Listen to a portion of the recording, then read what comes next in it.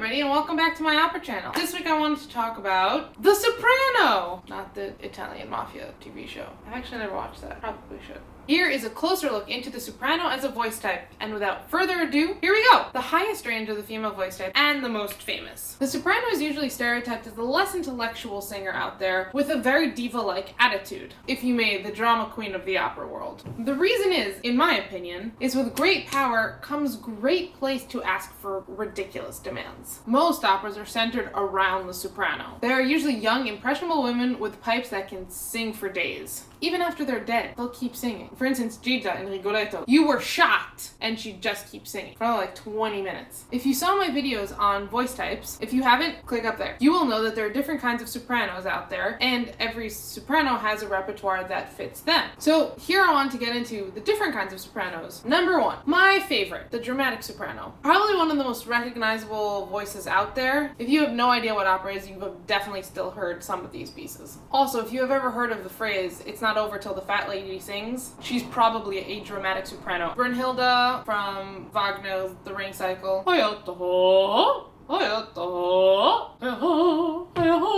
Abigaille from Nabucco by Verdi. Turandot, the title role in Turandot by Puccini. Elektra by Strauss. And Tosca by Puccini as well. These ladies have loud voices. They have to sing over giant orchestras. And I remind you, with no microphones, with enough energy to sometimes sing 4 hours straight. They have a fuller, rounder color to their voices, and their vocal range extends quite a bit, meaning they can sing high and low, with a very full body of sound. The dramatic soprano was developed in the 19th century when people like Wagner came along and wanted to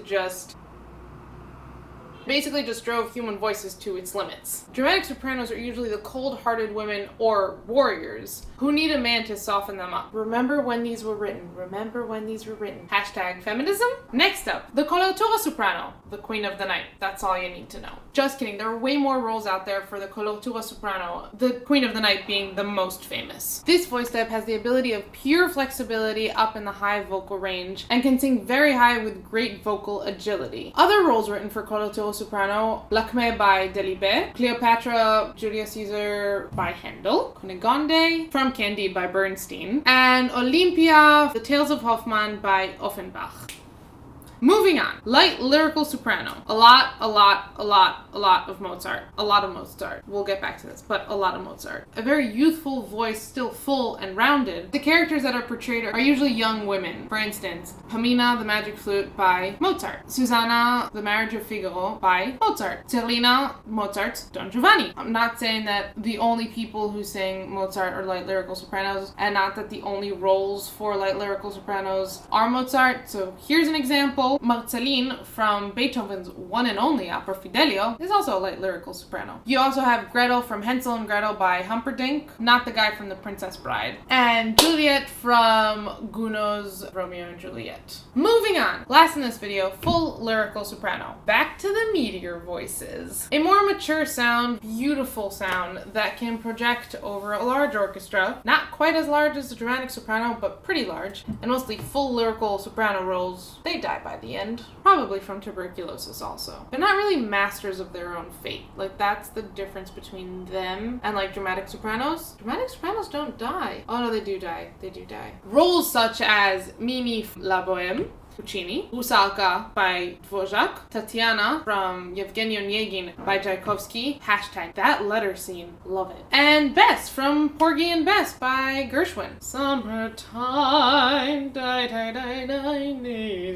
fish are jumping. That's all, folks. Thank you so much for watching. So that was a closer look into the soprano world. I hope that wasn't too much information for one video. And obviously, if I forgot something, please mention it in the comments box below. I am on the Instagrams and the Facebooks, and that's it. And you can check me out there. Like, share, subscribe. Don't forget to comment. And I will see you next week with a new video, because I'm here every Sunday. Until then, go see an opera. Have a great week.